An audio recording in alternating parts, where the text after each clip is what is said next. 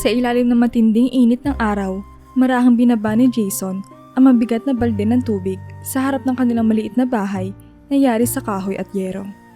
Ramdam niya ang pawis na dumadaloy sa kanyang noo, ngunit hindi niya ito alintana. Sanay na siya sa ganitong trabaho na kahit pa mas mabigat kaysa sa kanyang katawan ay kinakaya niya dahil kailangan. Mabutit na igib mo na ang tubig, Jason. Bati ng kanyang inang, si Aling Nora, habang abala sa pag-aayos ng kanilang kusina. Maraming salamat anak, alam kong napagod ka. Ngumiti lamang si Jason bilang tugon at pabilis na tinanggal ang kanyang basang sando. Wala yun inay, kailangan natin to, lalo na't darating na ang linggo, mas maraming gagamit ng tubig. Nakaabang ang kanyang ina sa may pinto. Tinitingnan na binatil yung anak na tila ba walang kapaguran sa kabila ng mga gawain. Sa murang edad, alam ni Aling Nora na hindi madaling buhay ang ipinamana nila ng kanyang asawang si Mang Ruel sa kanilang mga anak. Pareho sila nagsasaka ng asin, ngunit kapos pa rin ang kanilang kinikita para sa lahat ng pangangailangan ng kanilang pamilya. Jason, tawag ni Mang Ruel habang papalapit mula sa kanilang likod bahay na kung saan naroon ang mga tapayan ng asin. Bukas, may kailangan kang ipadala sa bayan. Kaya mo bang ikaw na ang magdala? Ano po yun, Tay? Tanong ni Jason habang kinuha ang natitirang laman ng balde at ibinuhos sa drum. Kaya ko naman po. Pang-deliver ng asin sa tindahan ni Mang Ramon. May konti tayong kita roon. Pang-tustos sa gastusin sa eskwela ng kapatid mo. Paliwanag ni Mang Ruel habang pinapahira ng tuwalya ang noo. Pasensya ka na anak. Alam kong mahirap. Pero kailangan nating magtulungan. Okay lang po, Tay. Mabilis na sagot ni Jason. Mas mabuti na po ito kaysa wala tayong makain. Gagawin ko po ang lahat para sa pamilya natin. Hindi lingid sa kanyang mga magulang ang hirap na dinaranas ni Jason. Sa kanilang tatlong magkakapatid, siya ang nanatili sa probinsya at tinulungan ng kanyang mga magulang sa sakahan. Ang kanyang kuya, si Leo, ay nagtatrabaho na sa Maynila bilang construction worker, habang ang bunsong si Mia ay nag-aaral pa sa elementarya. Nako Jason, mabuti ka pa. Singit ni Aling Nora habang ipinapasa kay Jason ang isang basong tubig. Ang kapatid mo si Mia, gusto kang tularan. Sabi niya gusto rin daw niyang tumulong sa atin kahit bata pa siya. Napatawa si Jason habang iniinom ang malamig na tubig. Huwag muna siya magmadali, inay. Mas mabuting pang mag-aral muna siya ng mabuti para hindi niya maranasan ang hirap na dinaranas natin ngayon. Masipag kang bata, Jason. Sabi ni Mang Ruel na may pagmamalaki sa kanyang tinig. Sana't laging ganito. Sama-sama tayo kahit gaano kahirap. Oo nga, Tay. Sang-ayon ni Jason. Kaya po kahit anong trabaho, kakayanin ko para po sa ating lahat at lalo na kay Mia. Hindi maimbinta sa mukha ng kanyang mga magulang ang saya at pagmamalasakit sa kanilang anak. Alam ni Jason na mahirap ang buhay na kinagisnan niya. Ngunit sa kabila ng lahat, hindi siya nawawalan ng pag-asa. Marahil ay hindi niya mapapantayan ang mga pangarap na karaniwan para sa mga kabataan tulad niya, katulad ng mga mamahaling laruan o magagarang damit. Ngunit para kay Jason, ang simpleng makakain ng 3 beses sa isang araw at matiyak ang kinabukasan ng kanyang kapatid ay higit pa sa sapat. Nang lumalim ang gabi, matapos ang hapunan, sabay-sabay silang nagtipon sa maliit na sala, magkakasama. Si Mia ay abala sa kanyang mga takdang aralin habang si Jason naman ay nagpapahinga sa bangkong kahoy. Napapaisip siya habang natatanaw sa malamlam na ilaw ng kanilang lampara. Balang araw, bulong ni Jason sa sarili. Gagawin ko ang lahat para matupad ang mga pangarap ko. Hindi man para sa akin, kundi para rin sa kanila. At sa bawat salitang iyon, alam niya hindi siya nag-iisa. Sa bawat araw na lumilipas, ang pangarap ni Jason na makaahon sa hirap ay patuloy na lumalalim. Kasabay ng kanyang determinasyon na hindi nila kailanman mararanasan ang gutom o pagkakait. Sa simpleng buhay na ito, natutunan niya magtipid, magbanat ng buto at magpursige. Mga aral na hindi niya makakalimutan kailanman. Ito ang simula ng kwentong maglalarawan ng sakripisyo at pagmamahal na magdadala kay Jason sa hindi inasahang landas ng kanyang buhay. Sa paglipas ng mga taon, si Jason ay lumaki na, isang binatang pinanday ng hirap at sakripisyo, habang ang kanyang mga magulang ay patuloy na nagsisikap sa probinsya. Si Leo, ang kanyang kuya, ay nagdesisyong manirahan sa Maynila at bumuo ng sariling pamilya. Kasama niya ang kanyang asawa na si Lina, isang mabait at maasikasong babae na nagmamahal sa pamilya ni Leo gaya ng kanyang sariling pamilya. Samantala, si Mia naman ay nag-aaral sa high school. Sa kabila ng kanilang simpleng pamumuhay, hindi nagkulang ang suporta ng kanilang mga magulang sa kanyang edukasyon.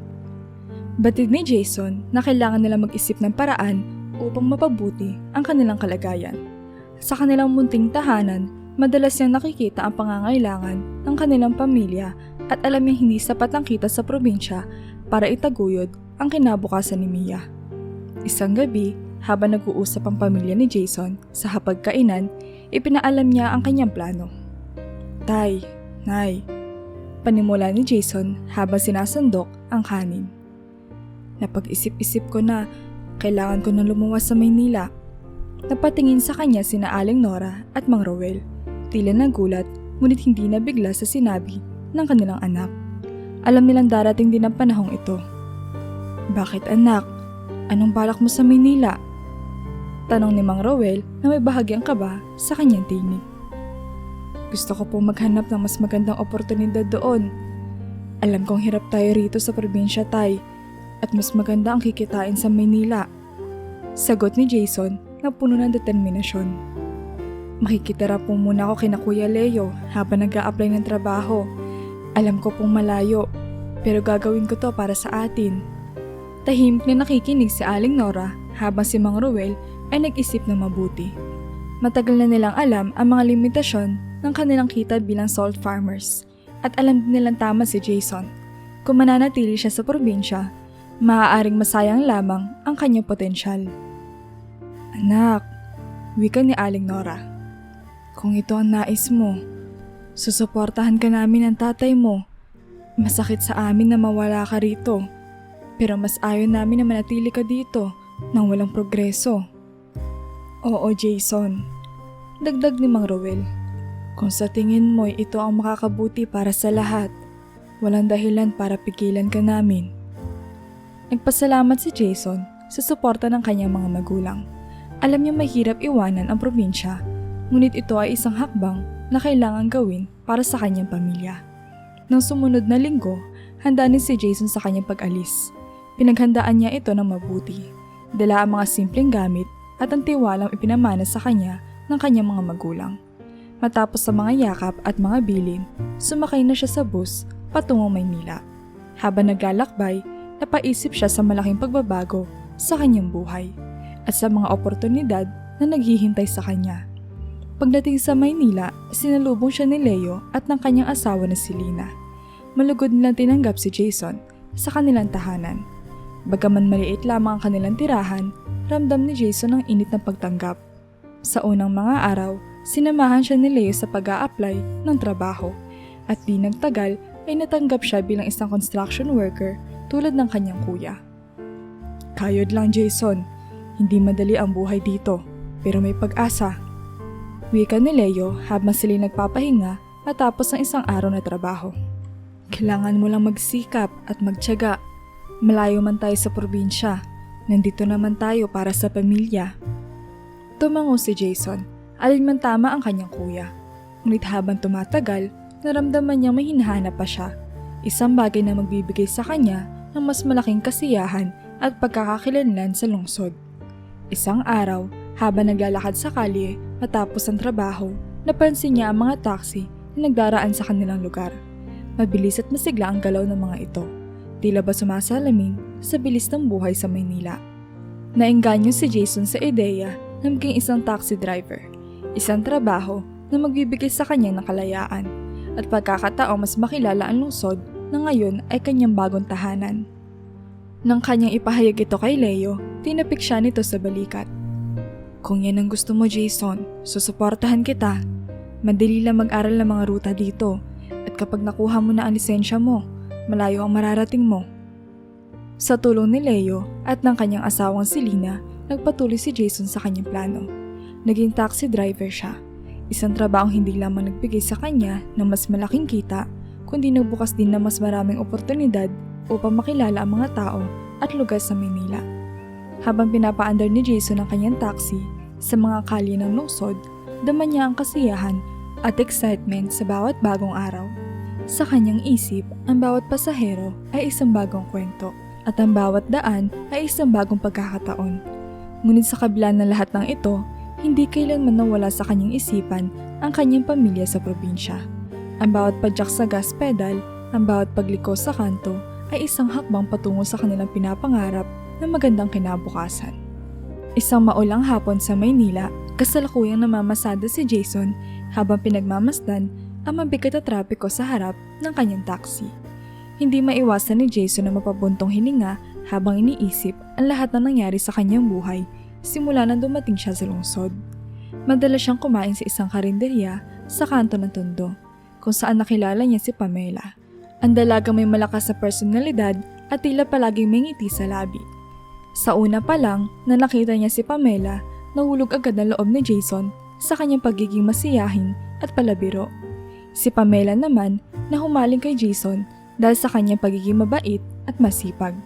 Katangian na bihirang makita ng dalaga sa mga kalalakihan na nakilala niya. "Bakit parang laging masaya ka, Pamela?" Tanong ni Jason isang hapon habang magkasamang kumakain sila sa karinderya. Kasi Jason, para saan pa ba ang buhay kung palagi ka nakasimangot, di ba? Sagot ni Pamela habang nilalagyan ng sausawan ang kanyang sinigang na baboy. "Kahit na mahirap ang buhay, dapat marunong kang tumawa." Napangiti si Jason. "Tama ka riyan. Pero minsan, mahirap tumawa, lalo na kung mabigat ang dinadala." "Sa bagay, kaya nga kailangan mo maghanap ng dahilan para maging masaya," wika ni Pamela habang tumitig sa mga mata ni Jason. "At baka naman, may dahilan na nasa harap mo, hindi mo lang napapansin."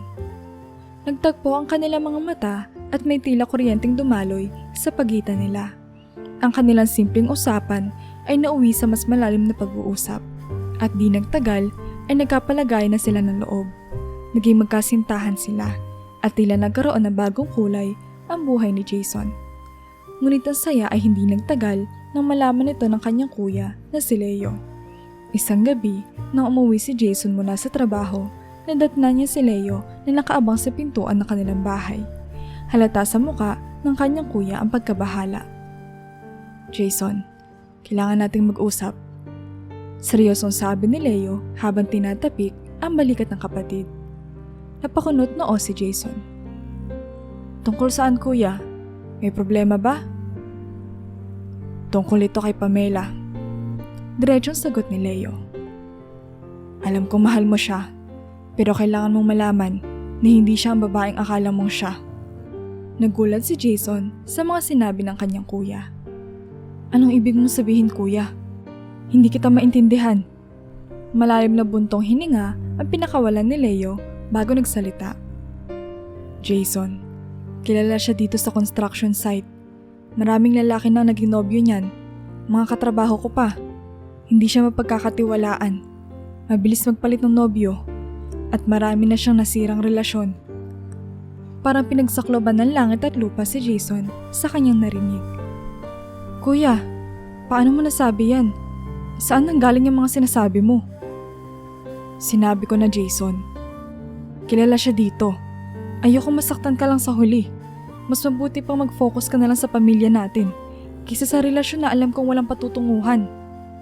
Giit ni Leo, puno ng pag-aalala sa kanyang tinig.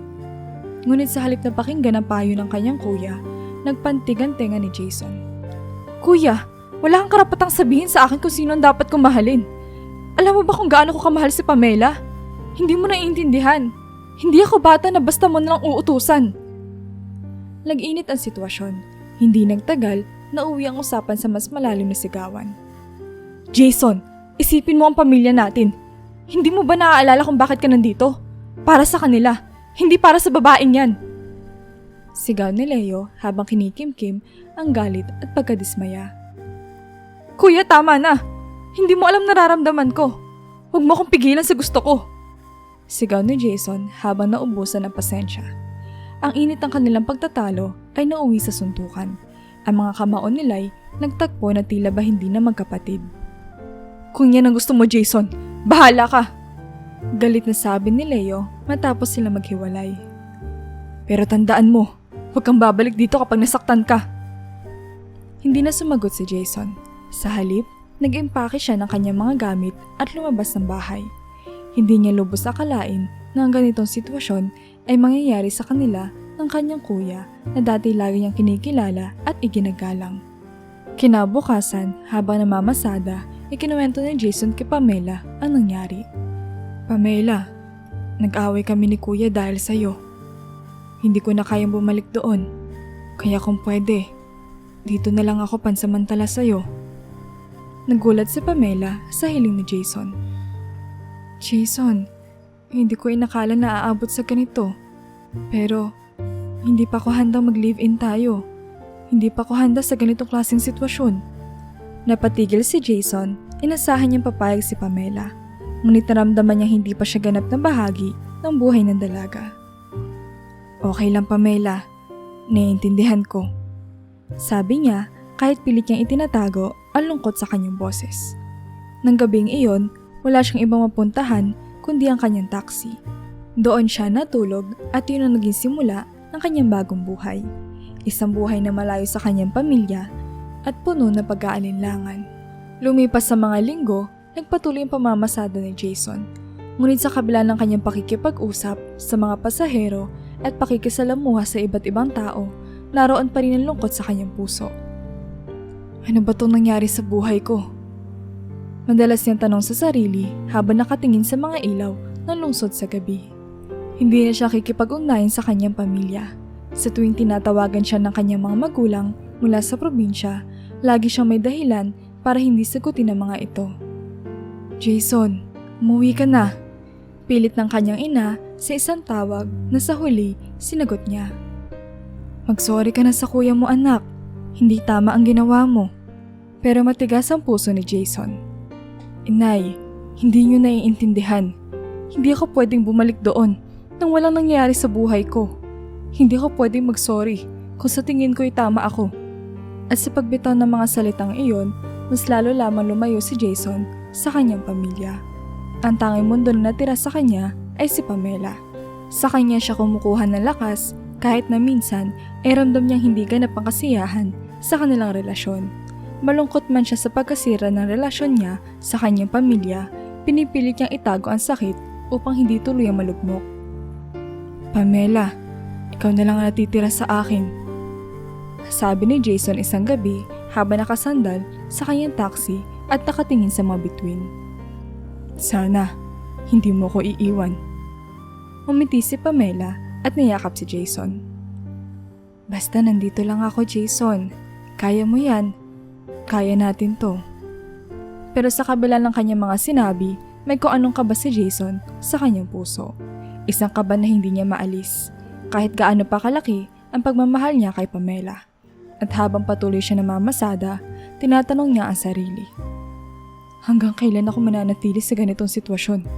Ngunit para kay Jason, ang tanong na iyon ay palaging walang sagot. Madilim na ang paligid at malamig na ang simoy ng hangin na tumawag si Pamela kay Jason. Nagpapahinga na siya noon sa loob ng kanyang taxi matapos ang isang nakakapagod na araw ng pamamasada. Agad niyang sinagot ang tawag. Iniisip kung bakit bigla siyang tinatawagan ng kanyang nobya. Pamela mahal, bakit napatawag ka? Tanong ni Jason habang nakasandal sa upuan ng taxi. Jason, kailangan kita makausap. Magkita tayo. May hinahon, ngunit may bahid ng kaba ang boses ni Pamela. Napakunot noo si Jason. Naramdaman niya may seryosong bagay na nais iparating si Pamela. Sige, saan tayo magkikita? Nagbigay ng lokasyon si Pamela at agad na nagmaneho si Jason papunta roon. Habang bumabagtas sa mga kalsada ng Maynila, iba't ibang kaisipan ang sumagi sa kanyang isipan. Ano kaya ang gusto niyang pag-usapan? May problema ba? Pagdating niya sa lugar, nakita niya si Pamela nakaupo sa isang bench, tila balisa at hindi mapakali. Agad siyang bumaba ng taxi at nilapitan ng dalaga. Pamela, ano ba nangyari? Bakit ang lungkot mo? Tanong ni Jason habang marahang hinahawakan ang kamay ng nobya. Huminga ng malalim si Pamela bago nagsalita. Jason, buntis ako. Parang huminto ang oras para kay Jason. Napatitig siya kay Pamela. Sinusubukan intindihin ang kanyang narinig. Buntis ka? Papaano nangyari yun? Hindi pa naman... Alam mo na, wala pa naman nangyari sa atin.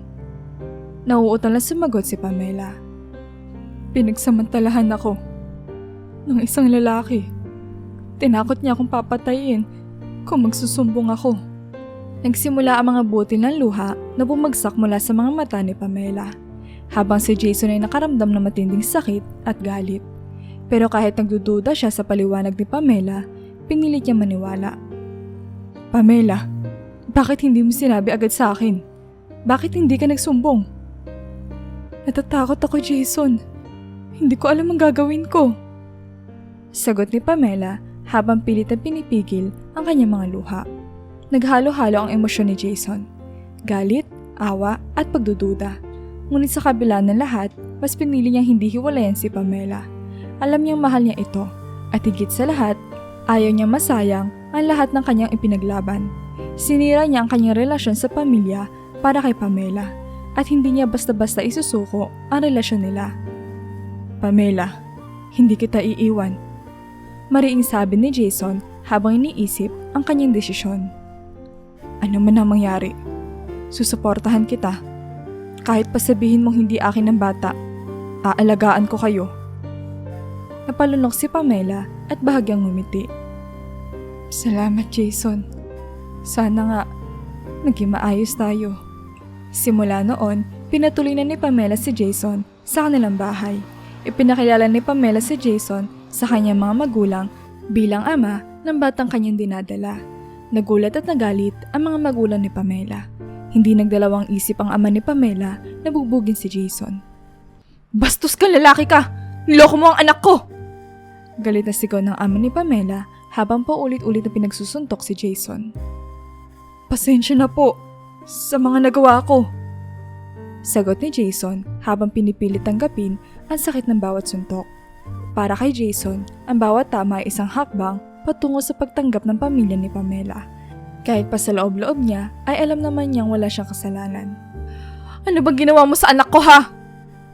Patuloy na sigaw ng ama ni Pamela habang hinahabol ang hininga. Hindi ko po sinasadya. Pasensya na po. Patuloy na paghingi ng paumanhin ni Jason kahit alam niyang wala siyang kasalanan. Ginawa niya ito alang-alang kay Pamela. Pagkatapos ng ilang linggo, dahil sa kasipagan at kababaang loob ni Jason, unti-unti siyang tinanggap ng pamilya ni Pamela. Ngunit sa kabila ng kanilang pagtanggap, halata pa rin ang pagdududa at pagkadismaya ng mga ito sa kanya. Isang araw, habang naglilinis ng mga kagamitan si Jason, lumapit sa kanyang ama ni Pamela. Jason, malimig ang boses na matanda. Dahil tanggap na kita rito, aasahan kong gagawin mo ang lahat para sa anak namin at sa magiging apo ko. Opo, gagawin ko po ang lahat. Tugon ni Jason na puno ng determinasyon. Ngunit ang pagiging ama at asawa ay hindi naging madali. Noong ipinagbubuntis pa ni Pamela ang kanilang anak, madalas na siyang awayin ito. Jason, ang hirap ng buhay natin. Bakit ba kasi ang liit ng kinikita mo? Sigaw ni Pamela sa isang pagkakataon habang nakahiga sa kama. Hawak-hawak ang kanyang tiyan. Patawad, Pamela. Alam mong ginagawa ko ang lahat na makakaya ko. Sagot ni Jason habang pinipilit intindihin ang nararamdaman ng nobya. Ngunit matapos manganak si Pamela, mas lumala ang kanilang sitwasyon. Madalas na itong magalit kay Jason, sinisisi siya sa lahat ng bagay, lalo na sa kanilang kahirapan. Ano bang klaseng buhay ito, Jason? Wala tayong pera! Wala tayong magawa! Sigaw ni Pamela isang gabi habang nag-aaway sila. Sana maintindihan mo, Pamela, na hindi ganun kadali ang buhay. Pero hindi kita iiwan. Nandito ko para sa inyo ni Trisha. Paliwanag ni Jason na pinipilit panatilihin ang kanyang pagkakalmado kahit paramdam na ramdam niya ang sakit ng mga sinasabi ni Pamela. Ngunit kahit anong pagpapasensya ni Jason, isang gabi umuwi siya at hindi na niya nadatnan si Pamela sa kanilang bahay. Sa halip, sinalubong siya ng mga magulang ni Pamela na tila ba may malaking problema. "Jason, umalis si Pamela. Iniwan niya kayo." Mahinaong sabi ng ina ni Pamela habang nangingilid ang mga luha sa kanyang mga mata. Nagulat si Jason. "Anong ibig niyo pong sabihin? Bakit siya umalis? Nasaan siya?" "Sinabi niya na hindi niya kaya ang buhay na ganito. Na-stress daw siya masyado. Sinabi pa niya na binubugbog mo raw siya kapag hindi kami nakatingin." Tugon ng ama ni Pamela, puno ng galit sa kanyang tinig. "Pero hindi totoo yan. Hindi ko siya ginagalaw ni minsan." Sigaw ni Jason, puno ng pagtatanggol sa kanyang sarili. "Jason, kahit ano pang paliwanag mo, wala na siyang balak bumalik. Iniwan niya ang anak niyo sa amin at gusto namin kunin mo na si Trisha. Ikaw na ang bahala sa kanya." Sabi ng ina ni Pamela habang ibinibigay ang sanggol na si Trisha kay Jason. Natigilan si Jason habang tinitingnan ang mukha ng bata. Sa kabila na lahat, mahal na mahal niya si Trisha. Hindi man siya ang tunay na ama, ipinangako niya sa sarili na aalagaan niya ito. "Sige po, ako na ang bahala kay Trisha." Mahina niyang sagot habang yakap-yakap ang bata. Simula noon, bumalik si Jason sa kanyang dating buhay. Nakatira sa taxi at nagdodoble kayod para sa kanila ni Trisha. Sa tuwing natutulog si Trisha, sa driver's seat, tinitingnan ni Jason ang inosenteng mukha ng bata at nagiging mas determinado na magtrabaho ng mas mabuti para mabigyan nito ng magandang buhay. "Anak, hindi kita pababayaan." Mahina niyang bulong habang pinagmamasdan ang anak na mahimbing natutulog. "Gagawin ko ang lahat para sa'yo, kahit gaano pa kahirap." Ngunit sa kabila ng kanyang determinasyon, alam ni Jason na hindi magiging madali ang lahat. Ang pagiging ama at tagapagtaguyod ng pamilya ay mabigat na responsibilidad, lalo na't sakitin si Trisha.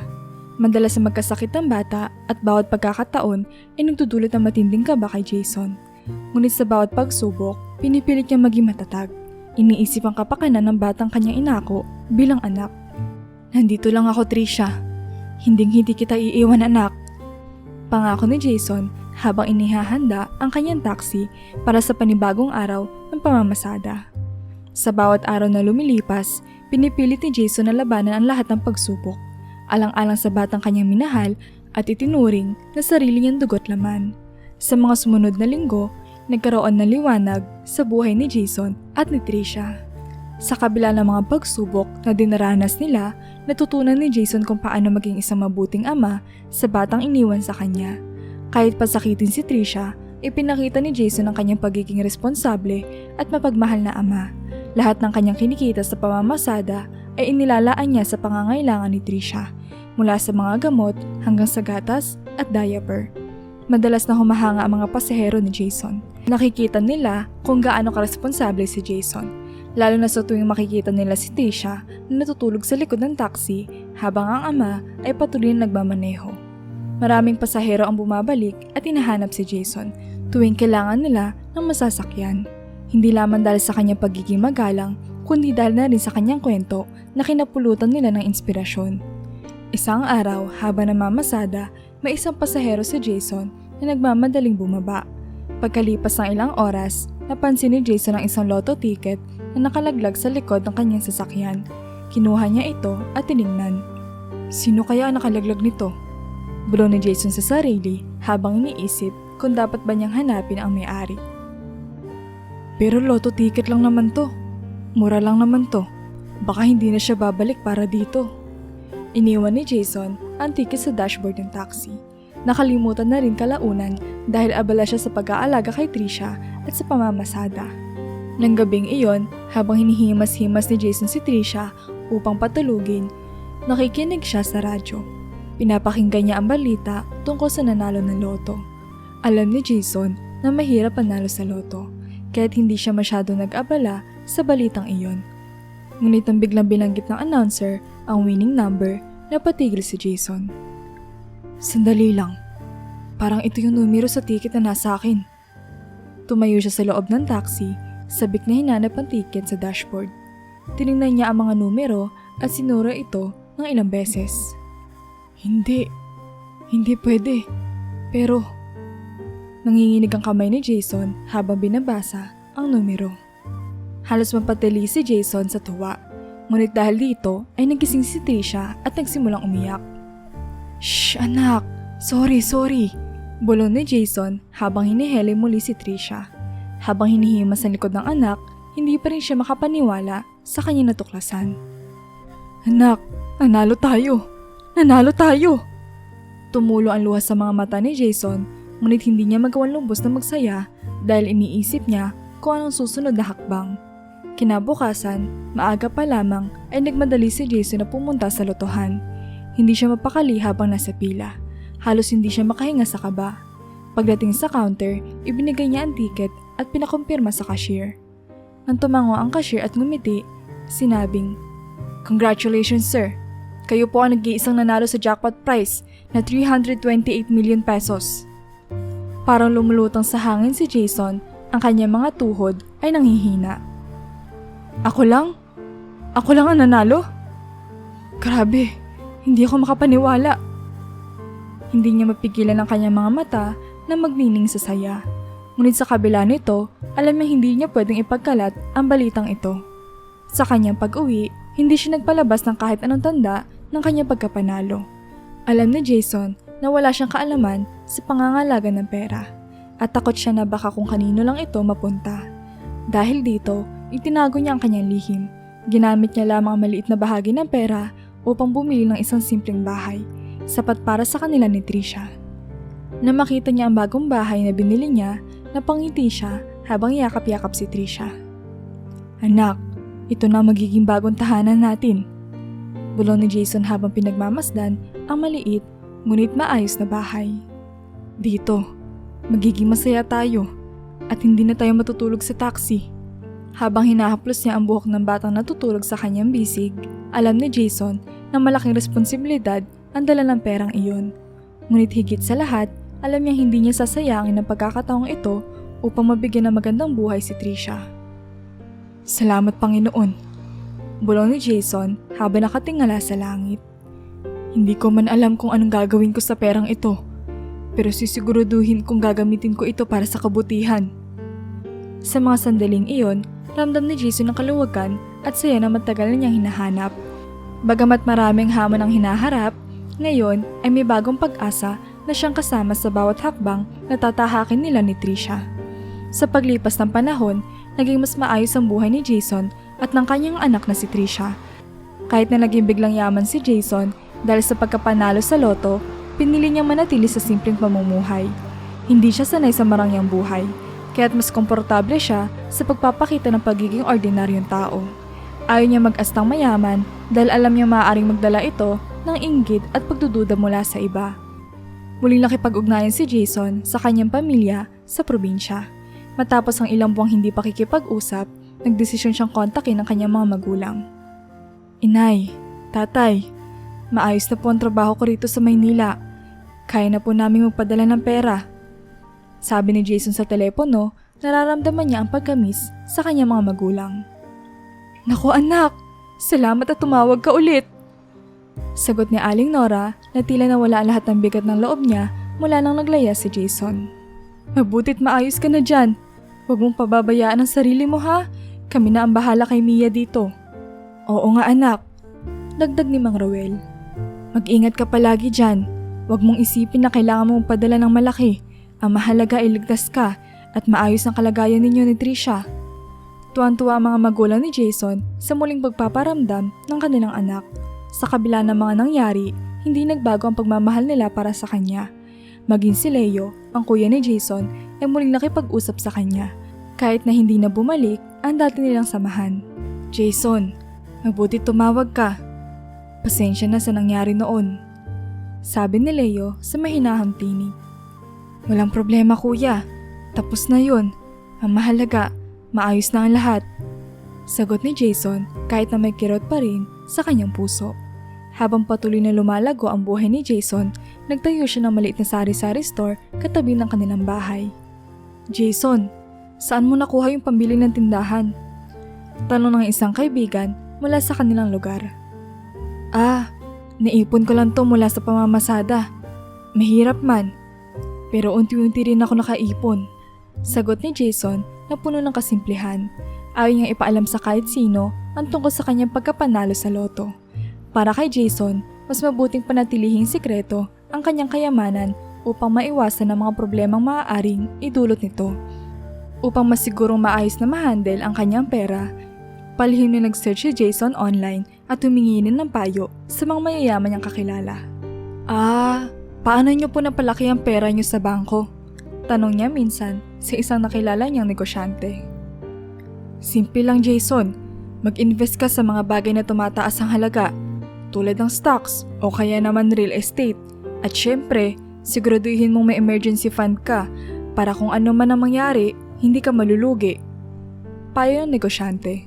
Gamit ang mga natutunan niya, nagsimula si Jason sa maliliit na investments at savings account. Nang makita niya epektibo ito, naging mas matalino siya sa paghawak ng kanyang pera. Hindi nagtagal, lumago ang kanyang kayamanan. Unti-unti rin niyang pinalaki ang kanyang tindahan, hanggang sa maging isang malaking grocery store na ito na pinupuntahan ng marami sa kanilang lugar. Samantala, ang kanyang anak na si Trisha ay nagiging malapit sa kanyang puso. Ngunit unti-unti ring napansin ni Jason na parang nasosobrahan na sa pagbibigay ng gusto ang bata. Tuwing hihiling si Trisha ng bagong laruan o damit, kahit na alam niya hindi nila ito afford noon, napapa-oo si Jason. Alam niya hindi dapat niya ito ginagawa, pero hindi niya maiwasang magbigay kapag nakikita ang maamong mukha ni Trisha na nagpapaalala sa kanya kay Pamela, ang babaeng minahal niya noon. Papa, pwede po ba akong bumili ng bagong damit para sa birthday ni Liza? Tanong ni Trisha isang umaga habang kumakain sila ng agahan. Anak, marami ka pang damit dyan na maganda. Kailangan ba talaga ng bago? Sagot ni Jason, sinusubukang pigilan ang sarili na agad-agad magbigay. Pero Papa, birthday niya kasi. Gusto ko sanang magmukhang maganda para sa party. Malambing na sabi ni Trisha habang pinapakita ang kanyang maamong ngiti. Napalunok si Jason. Alam niya hindi niya kayang tanggihan ang anak. Sige na nga anak, pero ito na huli ha. Magtitipid tayo. Yay! Thank you, Papa. Love you. Tuwang-tuwang sagot ni Trisha habang niyakap si Jason. Habang pinagmamasdan ni Jason ang anak, nag-isip siya. Sana hindi ko siya nai-spoil. Ayokong lumaki siya na kagaya ni Pamela, na mabilis magsawa. Ngunit sa kabila ng pag-aalala, patuloy pa rin niyang binibigay ang mga hiling ng anak. Para kay Jason, mas importante na makita ang anak na masaya, kahit na minsan ay may alinlangan siya sa kanyang mga desisyon. Sa paglipas ng panahon, natutunan ni Jason ang balansing paghawak ng kayamanan at simpleng pamumuhay. Nananatili siyang simple, hindi nagpapadala sa temptasyon ng marangyang buhay. Para sa kanya, ang tunay na kayamanan ay ang kaligayahan ng kanyang anak at ang muling pagkakaroon ng maayos na relasyon sa kanyang pamilya. Sa bawat araw na lumilipas, sinusubukan niya maging mas mabuting ama habang iniingatan ang lihim ng kanyang kayamanan. Isang lihim na, sa kanyang pananaw, ay magbibigay ng seguridad at kinabukasan para sa kanila ni Trisha. Sa paglipas ng mga taon, naging maganda ang takbo ng buhay ni Jason at ng kanyang anak na si Trisha. Ibinigay ni Jason ang lahat ng kailangan at kahilingan ng kanyang anak, mula sa magandang edukasyon hanggang sa mga gadgets at devices na kailangan nito sa eskwela. Sa ilalim ng matyagang pamamahala ni Jason, ang negosyo nila ay lumago ng husto. Nagkaroon sila ng iba't ibang branches sa ibang bayan at nagtayo pa siya ng iba pang mga negosyo tulad ng paggupitan at restaurant. Hindi nagtagal, lumobo na rin ang kanyang pera sa bangko na umabot na halos sa 1 bilyon.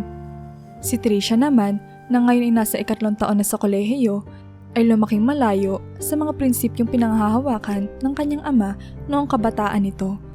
Madalas magreklamo si Trisha na maliit lamang ang kanilang bahay at hindi ito nababagay sa yaman ng kanilang pamilya. Papa, bakit ba hindi tayo lumipat sa mas malaking bahay? Nakakahiya sa mga kaibigan ko.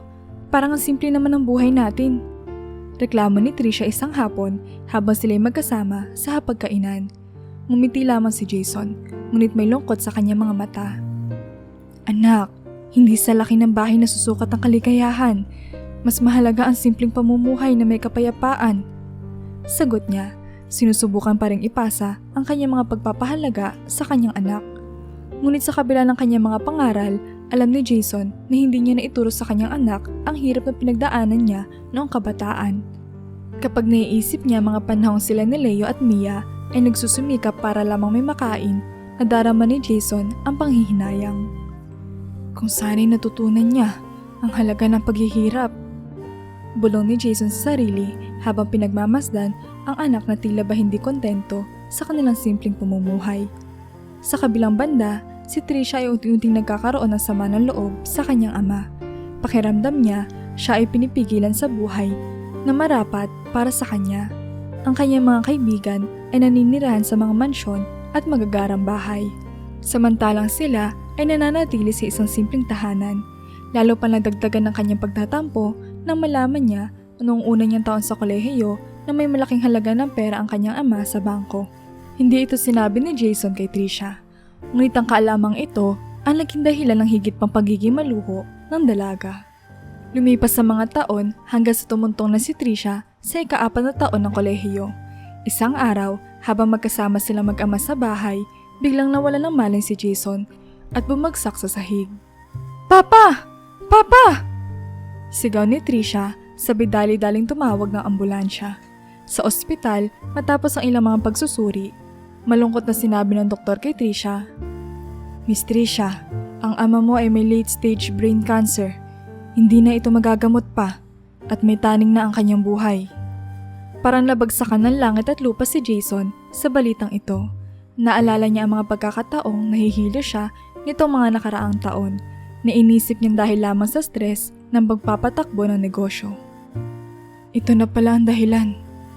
Bulong niya sa sarili habang pinagmamasdan ang mga ilaw sa ospital. Alam niya hindi na niya ito may tatanggi, may taning na ang kanyang buhay. Ngunit sa halip na magdalamhati, pinili ni Jason na maging handa sa nalalapit na pagtatapos ng kanyang buhay. Ayaw niya munang sabihin ito sa kanyang pamilya sa probinsya dahil ayaw niya magdala ng panibagong problema sa kanila. Ayoko mamroblema pa sila, isip ni Jason habang nakaupo sa kanyang kama sa ospital. Sapat na ang ginawa nila para sa akin noon. Ako na ang bahala sa sarili ko ngayon. Samantala si Trisha, sa halip na malungkot, ay tila ba nakadama ng kakaibang excitement. Alam niya na kapag nawala na ang kanyang ama, siya ang magmamana ng lahat ng pera nito. Wala siyang ibang anak. Wala rin siyang karelasyon. Lahat ng ito magiging akin. Isip ni Trisha habang nagpapanggap na nagpapalakas ng loob sa kanyang ama. Sa kaloob-looban niya, masaya siya sa posibilidad ng pagkakaroon ng malaking kayamanan. Sa mga sumunod na araw, nagpakita ng labis na pagmamalasakit si Trisha kay Jason. "Papa, magpahinga ka na lang muna. Ako na ang bahala sa lahat," sabi niya habang pinupunasan ang noon ng kanyang ama. "Gagawin ko ang lahat para gumaan ang pakiramdam mo." Ngunit sa bawat salita, si Trisha ay may lihim na hangarin. Sinisiguro niya na siya ang mag-aalaga kay Jason, ngunit hindi dahil sa pagmamahal, kundi dahil sa nais niya makuha ang kayamanan ng kanyang ama. "Kailangan ko magtiyaga para siguradong mapapasakin lahat ng kayamanan," isip niya habang tinatakpan ang tunay na nararamdaman sa likod ng mga peking ngiti at mga malalambing na salita. Sa kabila ng kanyang mabigat na kondisyon, pinilit ni Jason na maging positibo. "Anak, salamat sa lahat ng ginagawa mo para sa akin," sabi niya kay Trisha habang hawak-hawak ang kamay ng kanyang anak. Hindi niya alam na sa likod ng mga ngiti ng kanyang anak ay ang tila ba walang pakialam na kasabikan para sa kanyang yaman. Sa mga nalalapit na araw ni Jason, nais niyang gamitin ang bawat sandali para makasama ang kanyang anak na si Trisha. Gusto niya mag-iwan ng magagandang alaala bago tuluyang lisanin ang mundong ito. Ngunit habang nagiging madalas ang kanilang pag-uusap at pagkakasama, napansin ni Jason na tila unti-unting nawawala ang interes ni Trisha sa pag-aalaga sa kanya. Sa halip na makaramdam ng malasakit, tila ba nagiging pabigat pa ang kanyang presensya para sa dalaga. Isang gabi, habang mahimbing natutulog si Jason sa kanyang kama sa ospital, bigla siyang nagising mula sa isang bangungot. Hindi na niya maalala ang eksaktong laman nito, ngunit iniwan nito ang isang bigat sa kanyang dibdib. Dahan-dahan siyang bumangon at nagdesisyon na lumabas ng kwarto upang makalanghap ng sariwang hangin. Subalit bago pa man niya mabuksan ang pinto, narinig niya ang boses ng kanyang anak sa labas. Kausap ang isang tao sa telepono. "Ano? Pupunta ba kayo sa club mamaya?" Narinig niyang sabi ni Trisha, tila ba abala sa pag-aayos ng sarili habang nagsasalita. Sige wait, magrarason lang ako kay Papa. Napatigil si Jason, parang tumigil ang kanyang mundo sa narinig. Hindi niya inaasahan na maririnig ito mula sa anak na iniisip niyang abala sa kanyang proyekto sa eskwelahan, na nag-aalala sa kanyang kalagayan.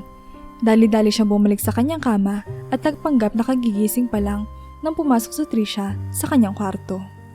Papa, uuwi lang po ako sa bahay. Sabi ni Trisha na may malamlam ng ngiti. Kailangan ko kasing tapusin yung project namin sa school. Ngumiti si Jason, pilit na tinatago ang sakit na nararamdaman. Sige anak, ingat ka ha. Huwag masyadong magpupuyat. Tumango si Trisha, halatang nagmamadali na magpaalam. Opo Papa, babalik din ako agad. Pagkaalis si Trisha, bumalik si Jason sa kanyang kama at dahan-dahang humiga. Ang mga luha niya ay unti-unting bumagsak sa kanyang pisngi. Hindi niya napigilan ang kanyang damdamin. Napagtanto niya na tila wala na talagang pakialam si Trisha sa kanyang kalagayan. Mas mahalaga pa ang kasiyahan nito kaysa sa oras na maaaring ilaan para sa kanya. Ang kanyang ama na malapit na lisanin ang mundong ito. Habang nakahiga si Jason, bumabalik sa kanyang alaala ang mga pagkakataon na pinagbigyan niya ang bawat hiling ni Trisha. Ang mga laruan, gadgets, at lahat ng pangangailangan nito. Sa bawat pagkakataon na humiling ang kanyang anak, agad niyang binibigay. Iniisip na sapat na iyon upang ipakita ang kanyang pagmamahal. Ngunit ngayon, sa huling mga sandali ng kanyang buhay, napagtanto niya na mali ang kanyang naging paraan ng pagpapalaki sa anak. Naspoil niya si Trisha at ngayon ay wala na siyang oras para itama ito. Ngunit habang nagbumuni-muni, isang ideya ang pumasok sa isipan ni Jason. Alam niya hindi na niya matutulungan magbago ang anak habang buhay pa siya. Pero may paraan siya upang itama ang pagkakamaling iyon pagkatapos ng kanyang pagpanaw. Kailangan niyang matuto. Bulong ni Jason sa sarili habang pinupunasan ang mga luha sa kanyang pisngi. Kailangan niya maramdaman ang halaga ng mga bagay na hindi niya pinapahalagahan noon. Sa kanyang isip, unti-unting nabuo ang plano para sa kanyang huling habilin. Isang plano na magbibigay ng leksyon kay Trisha at magdadala sa kanya ng aral na hindi niya natutunan habang si Jason ay nabubuhay. Alam niyang mahirap ito para sa kanyang anak, ngunit ito na lang ang tanging paraan upang maturuan niya si Trisha kahit na siya ay wala na. Sa kabila ng lahat, naniniwala pa rin si Jason na may pag-asa ang kanyang anak na maging mabuting tao. Isang pag-asang hindi niya gustong mawala kahit pa sa kanyang huling hininga. Sa mga huling araw ni Jason, unti-unti na lang hina ang kanyang katawan. Alam niya hindi na magtatagal ang kanyang buhay, ngunit tinanggap niya ito na may kapayapaan sa puso. Isang umaga, hindi na nagising si Jason at sa kanyang pagkamatay, nagkaroon ng malalim na epekto sa mga taong iniwan niya. Ngunit para kay Trisha, ang pagkawala ng kanyang ama ay hindi lamang isang trahedya, ito ay isang pagkakataon na inaasahan niya magdadala sa kanya ng malaking kayamanan. Sa araw ng libing, si Trisha ay tila ba kalmado. Hindi man lang tumulo ang luha mula sa kanyang mga mata. Habang nagluluksa ang mga tao sa paligid, siya ay tahimik lamang. Iniisip ang mga bagay na magbabago sa kanyang buhay. Sa kabila ng lungkot sa pagkamatay ng kanyang ama, napalitan ito ng lihim na kasiyahan dahil sa pag-asa makukuha na niya ang yaman na iniisip niyang nararapat sa kanya. Matapos ang libing, dumating ang araw na babasahin ng abogado ang huling habilin ni Jason. Sa kanilang bahay, sa harap ng mga malalapit na kaibigan at pamilya, kinuha ng abogado ang dokumento at sinimulan nitong basahin. Tahimik na nakikinig si Trisha. Iniisip kung gaano kalaking halaga ang kanyang matatanggap. Sa aking minamahal na anak na si Trisha. Bungad ng abogado. Ipinagkakaloob ko ang halagang 1,000,000 piso. Ang perang ito ay magagamit niya para tapusin ang kanyang pag-aaral sa kolehiyo at ang natitirang halaga ay magagamit niya sa pagsisimula ng kanyang sariling buhay. Nabigla si Trisha. 1,000,000 lamang? Hindi siya makapaniwala. Tila ba nawala ang kulay ng kanyang mundo at isang malalim na pagkabigo ang bumalot sa kanyang pagkatao. Ang natitira naming bahay ay mapupunta rin kay Trisha, pati na ang isang kotse ko. Subalit ang lahat ng iba pang ari-arian, kasama ang negosyo at kayamanan sa bangko, ay ibibigay sa iba't ibang charity. Ang negosyo ay ibinenta na rin at ang kinita ay dinonate sa mga charity na tinutulungan ko noong nabubuhay pa ako. Ang lahat ng mga naipong yaman na umaabot sa bilyon ay pinaghati-hatian ng mga charity sa Pilipinas. Hindi makapaniwala si Trisha sa kanyang naririnig. Parang pinagsakloban siya ng langit at lupa. Ang bilyong inaasahan niya ay nawala ng parang bula. 1 milyon, isang bahay, isang kotse. Para kay Trisha, tila babarya lamang ang mga ito kumpara sa inaakala niyang mapupunta sa kanya. Hindi siya makapaniwala na ito lang ang iniwan sa kanya ng kanyang ama, na sa kanyang palagay ay ang tanging tao na dapat magbigay sa kanya ng marangyang buhay. Nang matapos basahin ng abogado ang huling habili ni Jason, inabot nito kay Trisha ang isang liham na iniwan ni Jason para sa kanya. Nanginginig ang kanyang mga kamay habang binubuksan ito. Hindi sigurado kung ano pa ang matutuklasan niya. Sa pagbukas ng liham, tumama ang bawat salita ni Jason sa kanyang puso, na tila ba mga kutsilyong unti-unting sumasaksak sa kanyang damdamin. Trisha, bungad ng liham. Alam kong hindi madali para sa iyo ang mga narinig mo ngayon, ngunit may mga bagay na kailangan mong malaman. Una sa lahat, hindi kita tunay na anak, ngunit ginawa ko ang lahat upang palakihin ka na parang sarili kong laman at dugo. Minahal kita ng higit pa sa kayamanan at anuman sa mundong ito. Ngunit alam ko na may mga pagkakamali ako nagawa sa pagpapalaki sa iyo. Naluha si Trisha habang binabasa ang liham. Hindi siya makapaniwala sa kanya natutuklasan. Alam ko naging maluho ka at natutong umasa sa pera ng iba, lalo na sa akin. Naging pagkukulang ko ito bilang ama. Hinayaan kitang makuha lahat ng iyong gusto. At sa huli, hindi ko na ituro sa iyo ang halaga ng pagsisikap at pagiging independent. Ngunit Trisha, ang pinakamahalagang aral sa buhay ay natutunan lamang kapag naharap na tayo sa mga pagsubok. Tumulo na ang mga luha ni Trisha habang ipinagpapatuloy ang kanyang pagbabasa. Ang 1 milyong iniwan ko sa iyo ay sapat upang makapagtapos ka ng kolehiyo at makapagsimula ng sarili mong buhay. Ipinagkaloob ko ang lahat ng iba pang yaman sa mga nangangailangan dahil alam kong ito ang tamang gawin. Sana ay magamit mo ang perang ito hindi lamang para sa sarili mong kasiyahan, kundi upang simulan ng buhay na alam kong kaya mong ipundar sa pamamagitan ng iyong sariling sipag at tiyaga. Sa bawat salita, lalong gumuguho ang mundo ni Trisha. Napagtanto niyang ito ang leksyong nais ituro ng kanyang ama, na ang buhay ay hindi tungkol sa kayamanan, kundi sa kung paano ka bumangon at nagpupursigi sa kabila ng lahat. Trisha, ito na ang huling regalong mabibigay ko sa iyo, isang pagkakataon upang ipakita sa mundo na kaya mong tumayo sa sarili mong mga paa, nang hindi umaasa sa yaman na hindi mo pinaghirapan. Mahal kita anak, at sana ay magtagumpay ka sa buhay. Paalam. Walang patid ang pagtulo ng luha ni Trisha. Nagsisi siya sa kanyang mga naging pag-uugali at sa pagiging sobrang maluhong bata. Napagtanto niya kung gaano siya umasa sa yaman ng kanyang ama at hindi natutong magsikap sa sarili. Sa isang iglap, napagtanto ni Trisha na wala nang babalikan at ngayon, kailangan niyang harapin ang buhay na mag-isa sa kanyang sariling mga kamay at paa, tulad ng laging nais ituro sa kanya ni Jason. Habang nakatayo siya sa harap ng libingan ng kanyang ama, hinaplos si Trisha ang malamig na marmol at bumulong siya. Papa, patawarin mo ko. Susubukan kong itama ang lahat ng pagkakamali ko. Sana maging proud ka pa rin sa akin, kahit na hindi ko agad naintindihan ang mga aral na gusto mong ituro. Mula sa puntong iyon, ipinangako ni Trisha sa kanyang sarili na magbabago siya. Sisikapin niyang bumangon mula sa mga pagkakamali at patunayan sa kanyang ama na kaya niya mabuhay na may dignidad at sipag, tulad ng itinuro nito sa kanya. Ito ang naging simula ng kanyang tunay na pag-unlad, hindi sa kayamanan kundi sa pagiging mas mabuting tao. Pagkatapos ng 1 taon, nagtapos si Trisha sa kolehiyo. Hindi naging madali para sa kanya ang pagbabago. Ang dati niyang maluho at mapag-utos na pamumuhay ay unti-unting pinalitan ng disiplina at pagtsatsaga. Naramdaman niya ang bigat ng mga responsibilidad na dati ay tila hindi niya pinapansin. Natutunan niya magtiis, magtipid at magtrabaho para sa kanyang sariling kinabukasan. Sa burol ni Jason, nagtipon-tipon ang kanilang mga kamag-anak mula sa probinsya. Masaya silang lahat dahil sa perang nakuha nila mula kay Jason. 1 milyong piso na para sa kanila ay higit pa sa sapat upang mabago ang kanilang buhay. Trisha, ang laking tulong ng perang ito para sa amin. Maraming salamat kay Jason. Napakabait niya talaga. sabi ng isa sa kanyang mga tiyahin habang niyayakap si Trisha. Ngumiti si Trisha, ngunit sa kanyang kalooban ay may kirot na nararamdaman. Oo nga po tita, napakabait po talaga ni Papa.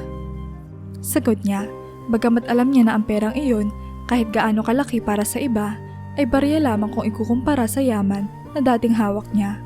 Pero hindi na iyon mahalaga. Natutunan na ni Trisha na hindi sa dami ng pera nasusukat ang tunay na yaman. Isang araw, nagdesisyon si Trisha na bumisita sa puntod ng kanyang ama. Dala ang mga bulaklak na paborito nito. Tahimik siya naupo sa tabi ng puntod habang naririnig ang hangin na tila humuhuni sa kanyang paligid. Papa, bulong ni Trisha habang inilalapag ang mga bulaklak sa puntod. Matagal na po mula noong umalis kayo. Marami na pong nagbago sa buhay ko. Alam ko na hindi niyo na po ako makikita, pero sana ay naririnig niyo ako ngayon. Gusto ko lang pong magpasalamat, Papa. Hindi ko po agad naintindihan ang mga ginawa niyo. Pero ngayon, natutunan ko na ang halaga ng bawat aral na iniwan niyo sa akin. Hindi po sa pera o yaman nasusukat ang tunay na kaligayahan, kundi sa pagmamahal, pag-aalaga at mga sakripisyong ginawa niyo para sa akin. Habang sinasabi niya mga salitang iyon, naramdaman ni Trisha ang bigat sa kanyang puso na unti-unting nababawasan. Patawarin niyo ako, Papa, sa lahat ng naging pagkakamali ko. Patuloy ni Trisha habang nangingilid ang mga luha sa kanyang mga mata. Lumuhod si Trisha sa harap ng puntod, hinaplos ang malamig na marmol at sinabing, "Salamat po, Papa, sa lahat. Hindi ko po kayo malilimutan. Ipinapangako ko po na itutuloy ko ang buhay na may paggalang sa mga aral na itinuro niyo sa akin." Sa mga huling sandaling iyon, naramdaman ni Trisha ang tunay na pagpapatawad sa kanyang sarili. Nawala ang lahat ng galit, hinanakit at sama ng loob na matagal na bumabalot sa kanya. Ngayon, handa na siyang magsimula ng bagong yugto sa kanyang buhay. Isang buhay na puno ng pagmamahal, pagtitiis at pagsisikap. Habang siya'y papalayo mula sa puntod ng kanyang ama, naramdaman ni Trisha ang isang kakaibang kapayapaan. Alam niya na sa wakas, natagpuan na niya ang tunay na yaman. Ang yaman na hindi mabibili ng kahit gaano kalaking halaga ng pera. Ang pagmamahal ng kanyang ama at ang mga aral na iniwan nito para sa kanya. At sa kanyang puso, ipinangako ni Trisha na sa bawat hakbang na gagawin niya, isasaalang-alang niya ang lahat ng itinuro sa kanya ni Jason. Ang tunay na halaga ng buhay, ang pagmamahal sa pamilya at ang kaligayaang hindi nakabase sa kayamanan, kundi sa kung paano mo hinubog ang iyong pagkatao sa pamamagitan ng sipag, tiyaga at malasakit sa kapwa.